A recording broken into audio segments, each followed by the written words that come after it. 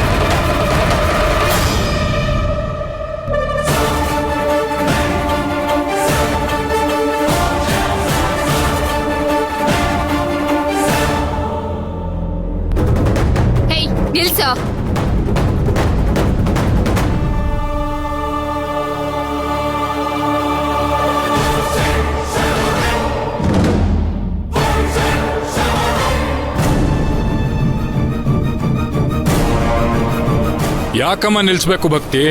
ಇವನ್ ಮಾಡಿರೋ ಕೆಲಸ ಏನ್ ಕಮ್ಮಿನಾ? ಅಗಸ್ತ್ಯ ನಿನ್ ಮದುವೆ ಆದ ಮಾತ್ರಕ್ಕೆ ಅವನ್ ಕರ್ಮ ಪಾಪ ಎಲ್ಲ ಹೋಯ್ತು ಅಂತನ? ಇಷ್ಟಕ್ಕೂ ಅರ್ಶನ ಕಟ್ಟೆಗೆ ಬರಕ್ ಕೇಳಿದ್ ಯಾರು?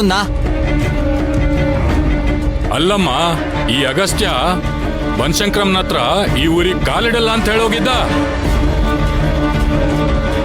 ಪಾಪ ಮರ್ತಿರ್ಬೇಕು, ಈ ಹುಡುಗ ಜ್ಞಾಪಿಸ್ದ. ಅದ್ರಲ್ಲೇನ್ ತಪ್ಪಿದೆ ಭಕ್ತಿ? ಓ ಹೌದಾ? ಹಾಗಿದ್ರೆ ಇವರು ಚಿಕ್ಕ ವಯಸ್ಸಲ್ಲಿ ಇವ್ರ ಮನ್ಸಿಗೆ ನೋವಾಗಿದೆ ಅಂತ ಬನಶಂಕರಮ್ಮಂಗ್ ಬೈದ್ರು. ಅಂದಿದ್ದಲ್ಲಮ್ಮ, ಬನಶಂಕರಮ್ಮನ ಮೇಲೆ ಸವಾಲ್ ಹಾಕಿದ್ದು. ಹಾಗಾದ್ರೆ ನೀವ್ ಯಾರು ನಿಮ್ಮ ಅಮ್ಮನ ಮೇಲೆ ಕೋಪ ಮಾಡ್ಕೊಂಡು ಕೂಗಾಡೋದೇ ಇಲ್ವಾ? ಹೌದು, ಮಕ್ಳಿಗೆ ಬೇಜಾರಾದಾಗ ಅಮ್ಮಂದ್ರ ಮೇಲೆ ಕೋಪ ಮಾಡ್ಕೊಂತೀವಿ, ಕೂಗಾಡಿದೀವಿ, ಬೈದಿದೀವಿ. ಅದಕ್ಕೇನೀಗ? ನೀವು ನಿಮ್ಮ ಅಮ್ಮನ ಮೇಲೆ ಕೋಪ ಮಾಡ್ಕೊಂಡಾಗ ಅವರು ನಿಮ್ ಜೊತೆ ಮಾತಾಡೋದನ್ನೇ ಬಿಟ್ಬಿಟ್ಟಿದಾರಾ? ಯಾಕಮ್ಮ ಬಿಡ್ತಾರೆ? ನಾವೇನ್ ಅವ್ರ ಮಕ್ಳಲ್ವಾ? ನಿಮ್ಮ ಅಮ್ಮನ್ಗೆ ನೀವು ಮಕ್ಳ ಅಂದ್ಮೇಲೆ ಬನಶಂಕರಮ್ಮನ್ಗೆ ನಾವೆಲ್ಲರೂ ಮಕ್ಕಳೇ ತಾನೆ?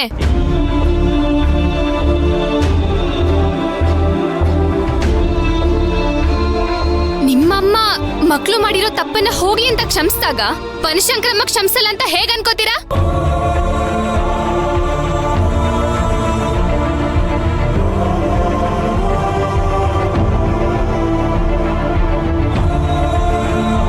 ಏನಮ್ಮ ಭಕ್ತಿ ನೀನು?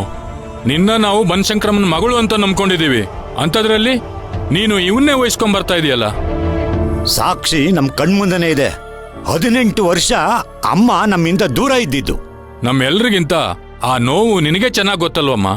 ಅದೇ 18 ವರ್ಷ ಆದ್ಮೇಲೆ ಆದಿತ್ಯಾಗ ಅಗಸ್ತ್ಯ ಬಂದ ಮೇಲೆ ಬನಶಂಕರಮ್ಮನ್ ಗುಡಿ ಬಾಗ್ಲು ತೆಗ್ದಿದ್ದು ಅಂತ ನಿಮಗೆ ಯಾಕೆ ಅನ್ಸಲ್ಲ? ಏನೇನ ಮಾತಾಡ್ಬೇಡ ಭಕ್ತಿ. ಏನೇನೋ ಅಲ್ಲ ಅಣ್ಣ, ಇರೋದನ್ನೇ ಹೇಳ್ತಾ ಇದ್ದೀನಿ. ನೀವ್ ಹೇಳ್ದಂಗೆ ನಿಮ್ಮಮ್ಮನೇ ನಿಮ್ಮೇಲ್ ಕೋಪ ಮಾಡ್ಕೊಳ್ಳೋದಿಲ್ಲ ಅಂದ್ಮೇಲೆ ಇಡೀ ಜಗತ್ತನ್ನೇ ಕಾಯೋ ಜಗನ್ಮಾತೆ ಅವಳ ಮಕ್ಳ ಮೇಲೆ ಕೋಪ ಮಾಡ್ಕೋತಾಳ?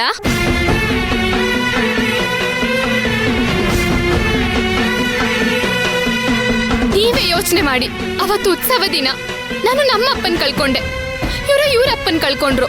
ಅವತ್ ನಾವೆಲ್ಲ ನೋವಲ್ಲಿರ್ಬೇಕಾದ್ರೆ ಯಾರಂತಾನೆ ದೂಷಿಸಕ್ಕಾಗತ್ತೆ?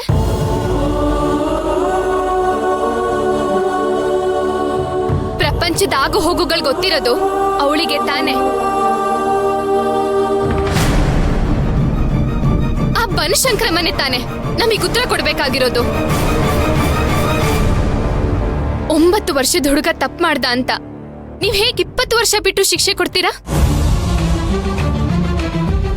ದುಃಖಕ್ಕೆ ದುಃಖನೇ ಸಮ ಅಲ್ಲ. ಇಷ್ಟಕ್ಕೂ ಇವ್ರು ಕೆಟ್ಟೋರ್ ಅನ್ನೋದಾದ್ರೆ ಬನಶಂಕರಮ್ಮನ್ ಪೂಜಿಸೋ ನೀವು ಕೆಟ್ಟೋರಾಗಕ್ ಹೇಗ್ ಸಾಧ್ಯ?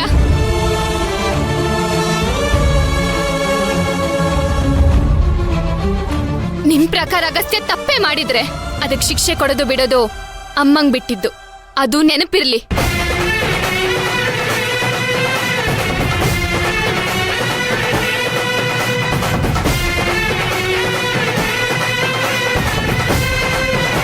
ಇನ್ ಮುಂದೆ ನನ್ನ ಗಂಡನ್ಗೆ ಏನಾದ್ರೂ ನಿಮ್ಮಿಂದ ತೊಂದ್ರೆ ಆದ್ರೆ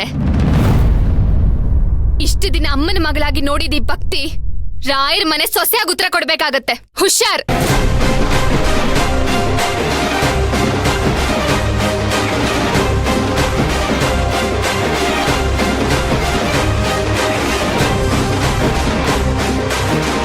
ನಡೀರಿ ಗೌಡ್ರ. ನಡೀರಿ ನಡೀರಿ.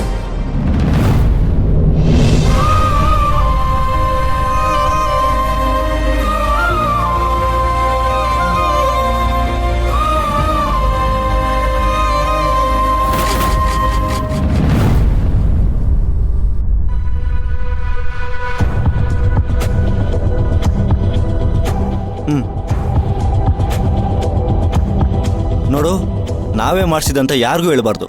ನೆನ್ಪಿದೆ ತಾನೆ? ಹ್ಞೂ.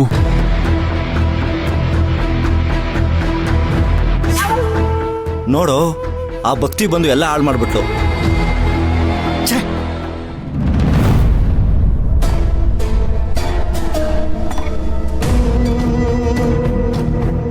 ಖುಷಿ ಪಡಕ್ಕ, ಎಲ್ಲ ನೀನ್ ಅನ್ಕೊಂಡ್ ಹಾಗೆ ಆಗ್ತಾ ಇದೆ. ತಪ್ಪನ್ನ ಕಂಡುಹಿಡಿಲೇಬೇಕು, ವಾದ ಮಾಡ್ಲೇಬೇಕು ಅನ್ನೋ ಮನಸ್ಥಿತಿಯಲ್ಲಿ ನೀನಿರ್ಬೇಕಾದ್ರೆ ನಾನೇನ್ ಮಾತಾಡಿದ್ರು ಪ್ರಯೋಜನ ಇಲ್ಲ ಬಿಡು. ಅಯ್ಯೋ, ಇಷ್ಟೊಂದು ನೆಗ್ಲಿಜೆನ್ಸ್ ಇಂದ ಮಾತಾಡ್ಬಿಡಕ್ಕ. ಇಷ್ಟು ದಿನ ನಿನ್ ಸೆರೆ ಹಿಡ್ಕೊಂಡು ಓಡಾಡ್ತಿದ್ದ ನಿನ್ ಮಗ ಈಗ ಅವಳು ಬಂದ್ಲು ಅಂತ ಅವಳನ್ನ ಸುತ್ತಾಡ್ಸೋದಕ್ಕೆ ಆಚೆ ಕರ್ಕೊಂಡು ಹೋಗಿದ್ದಾನೆ. ಕರ್ಕೊಂಡು ಹೋಗ್ಲಿ ಬಿಡು, ಅದ್ರಲ್ಲಿ ತಪ್ಪೇನಿದೆ? ಇಷ್ಟೊಂದು ಉದಾರತನ ಒಳ್ಳೇದಲ್ಲ ಅಕ್ಕ. ಅವಳು ಬಂದು ಇನ್ನು 2 ದಿನನೂ ಆಗಿಲ್ಲ, ಆಗ್ಲೇ ಅಡ್ಗೆ ಮನೆಯಿಂದ ಹಿಡಿದು ನಿನ್ ಮಗ ಅಂತ ನಂಬಿರೋ ಅಗಸ್ತಿನವರೆಗೂ ಕಬ್ಜ ಮಾಡ್ಕೊಂಡಿದ್ದಾಳೆ ಅಂತಂದ್ರೆ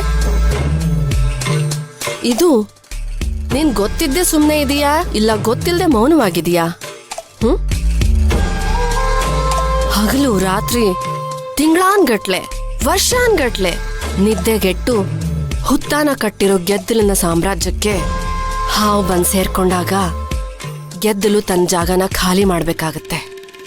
ನೆನ್ಪಿರ್ಲಿ. ಇದನ್ನ ನನ್ನ ಹತ್ರ ಯಾಕೆ ಕೇಳ್ತಾ ಇದ್ಯಾ? ಅಮೃತ, ಹಾತ್ಗೆ ಬಂದೆ.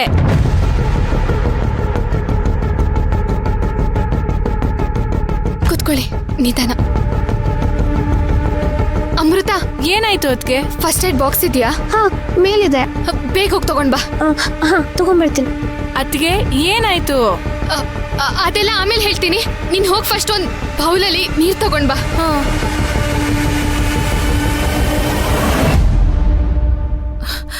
ಏನಾಯ್ತು ಅಗಸ್ತ್ಯನ್ಗೆ?